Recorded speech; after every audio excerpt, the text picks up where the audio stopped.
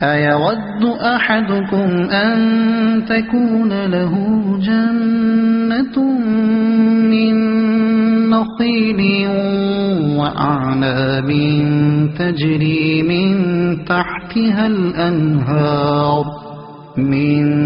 تحتها الأنهار له فيها من كل الثمرات وأصابه الكبر وله ذرية ضعفاء فأصابها إعصار فيه نار فاحترقت كذلك يبين الله لكم الآيات لعلكم تتفكرون۔ ترجمہ: کیا تم میں کوئی یہ پسند کرے گا کہ اس کے پاس کھجور اور انگوروں کا ایک باغ ہو جس کے نیچے ندیاں بہتی ہوں، اس کے لیے اس میں ہر قسم کے پھل ہوں، اور اسے بڑھاپا آ جائے اور حال یہ ہو کہ اس کے کمزور ناتواں بچے ہوں، پھر اس پر ایک بگولا آئے جس میں آگ ہو تو سارا باغ جل جائے؟ اللہ تم سے اسی طرح اپنی آیتیں کھول کر بیان کرتا ہے تاکہ تم غور و فکر کرو۔ اَيَوَدُّ أَحَدُكُمْ، کیا تم میں کوئی یہ پسند کرے گا؟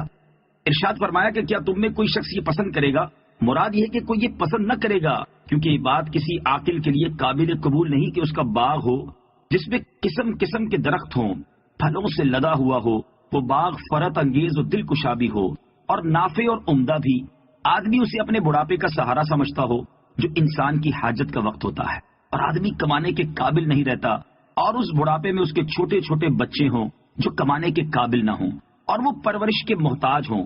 الغرض وہ وقت انتہائی شدید محتاجی کا ہوتا ہے، لیکن اس بڑھاپے اور حاجت کے وقت شدید قسم کی آندھی چلے جس میں بگولے ہوں اور ان بگولوں میں آگ ہو، اور وہ آگ آدمی کے مستقبل کے اس واحد سہارے یعنی باغ کو جلا کر راکھ کر دے، تو اس وقت آدمی کے رنج و غم اور حسرت و یاس کا کیا عالم ہوگا۔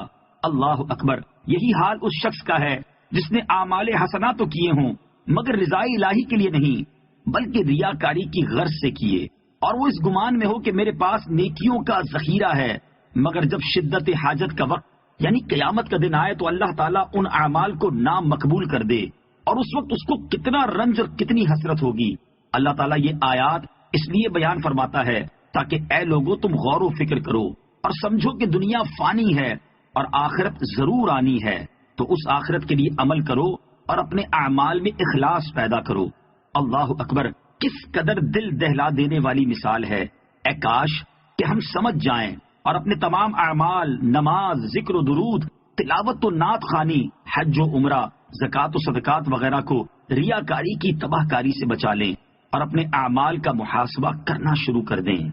يا أيها الذين آمنوا أنفقوا من طيبات ما كسبتم ومما أخرجنا لكم من الأرض ولا تيمموا الخبيث منه تنفقون ولستم بآخذيه إلا أن تغمضوا فيه واعلموا أن الله غني حميد۔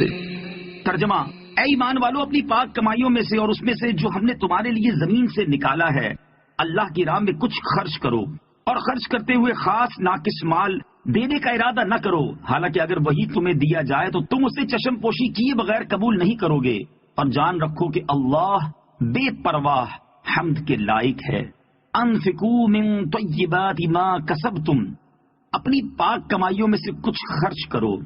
بعض لوگ صدقے میں خراب مال دیا کرتے تھے، ان کے بارے میں یہ آیت نازل ہوئی اور فرمایا گیا کہ اللہ تعالیٰ کی راہ میں اپنا کمایا ہوا پاکیزہ اور صاف ستھرا مال دیا کرو، نیز زمین کی پیداوار سے بھی راہ خدا میں خرچ کیا کرو، اور اللہ تعالیٰ کی راہ میں ناقص، گھٹیا اور ردی مال نہ دیا کرو۔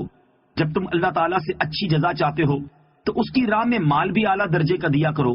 غور کرو کہ جس طرح کا گھٹیا مال تم راہ خدا میں دیتے ہو، اگر وہی مال تمہیں دیا جائے تو کیا تم قبول کرو گے؟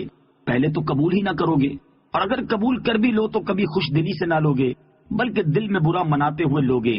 تو جب اپنے لیے اچھا لینے کا سوچتے ہو تو راہ خدا میں خرچ کیے جانے والے کے بارے میں بھی اچھا ہی سوچو۔ بہت سے لوگ خود تو اچھا استعمال کرتے ہیں، لیکن جب راہ خدا میں دینا ہوتا ہے تو ناقابل استعمال اور گھٹیا قسم کا دیتے ہیں۔ ان کے لیے اس آیت میں عبرت ہے۔ اگر کوئی چیز فی نفس ہی تو اچھی ہے، لیکن آدمی کو خود پسند نہیں، تو اس کے دینے میں کوئی حرج نہیں۔ البتہ حرج وہاں ہے جہاں چیز اچھی نہ ہونے کی وجہ سے ناپسند ہو۔ آیت انفقوا من طیبات ما کسبتم سے حاصل ہونے والے نکات۔ اس آیت سے کئی مسائل معلوم ہوئے۔ نمبر 1، اس سے کمانے کی اجازت ثابت ہوتی ہے۔ نمبر 2، آیت میں نفلی اور فرض صدقات دونوں داخل ہو سکتے ہیں۔ نمبر 3، اپنی کمائی سے خیرات کرنا بہتر ہے کیونکہ فرمایا اپنی کمائیوں سے۔ نمبر 4، مال حلال سے خیرات کیا جائے۔ نمبر 5، سارا مال خیرات نہ کرے بلکہ کچھ اپنے خرچ کے لیے بھی رکھے، جیسا کہ مما میں سے کے لفظ سے معلوم ہوتا ہے۔ نمبر 6، زمین کی پیداوار سے بھی راہ خدا میں دیا جائے، خواہ وہ غلے ہوں یا پھل، نیز پیداوار کم ہو یا زیادہ، بہر صورت دیا جائے۔